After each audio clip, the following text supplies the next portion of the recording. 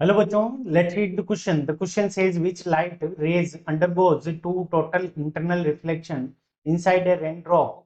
Which of the following rainbow is formed?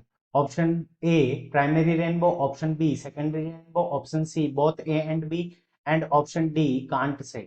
ठीक है बच्चों.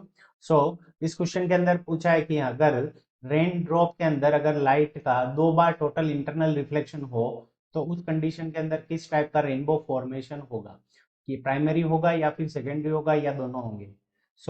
इस क्वेश्चन को करने के लिए हम क्या करते हैं, की कंसेप्ट देख लेते हैं. अब की कंसेप्ट के अंदर हम दोनों जो रेनबोज हैं इनकी जो फॉर्मेशन है वो देखेंगे. तो सबसे पहले अगर हम बात करें प्राइमरी रेनबो, ठीक है बच्चों. सो प्राइमरी रेनबो के अंदर क्या होता है कि हमारी सनलाइट या फिर व्हाइट लाइट क्या करती है कि एक रेन ड्रॉप के अंदर आती है. ठीक है बच्चों. ये हमारी क्या हो गई, एक रेन ड्रॉप हो गई. अब इसके अंदर हमारी क्या, ये है एक व्हाइट लाइट. ठीक है बच्चों. ये हमारी हो गई व्हाइट लाइट. अब इसके अंदर ये क्या करेगी कि इस ए पॉइंट के ऊपर स्ट्राइक करेगी.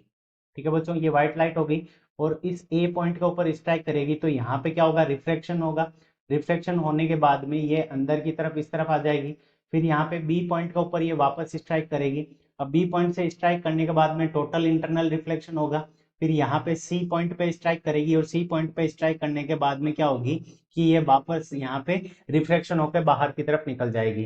तो यहाँ पे देखो बी पॉइंट के ऊपर टोटल इंटरनल रिफ्लेक्शन हुआ है, ये T I R, total internal reflection. इसको हम क्या लिख सकते हैं, टी आई आर से लिख सकते हैं. तो एक बार टोटल इंटरनल रिफ्लेक्शन हुआ प्राइमरी रेनबो के अंदर. अब बात करते हैं सेकंड नंबर हम सेकेंडरी रेनबो की.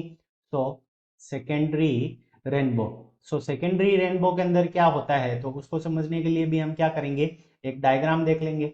सेकेंडरी रेनबो, सेकेंडरी रेनबो के अंदर क्या होगा, सपोज करते हैं कि ये हमारी एक क्या हो गई, रेन ड्रॉप हो गई. ठीक है बच्चों. ये रेन ड्रॉप हो गई. अब इसके अंदर सनलाइट क्या करेगी, एंटर करेगी. सनलाइट या फिर उसको हम व्हाइट लाइट में कह सकते हैं. मान लेते हैं कि इस ए पॉइंट के ऊपर इसने स्ट्राइक किया. अब यहाँ पे क्या होगा, रिफ्लेक्शन होगा और ये लाइट यहाँ पे आ जाएगी बी पॉइंट के ऊपर. अब बी पॉइंट के ऊपर आने के बाद में क्या होगा कि इसके अंदर टोटल इंटरनल रिफ्लेक्शन होगा. अब बी पॉइंट से ये टोटल रिफ्लेक्ट होकर सी पॉइंट के ऊपर चली जाएगी, ये सी पॉइंट पे आ गई. अब सी पॉइंट पे आने के बाद में यहाँ पे क्या होगा, वापस इसके अंदर रिफ्लेक्शन होगा और यहाँ पे ये डी पॉइंट पे आई.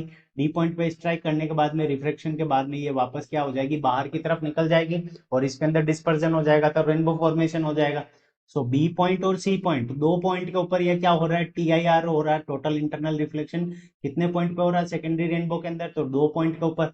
तो हमें क्वेश्चन के अंदर पूछा है कि टोटल इंटरनल रिफ्लेक्शन कहाँ पे होता है.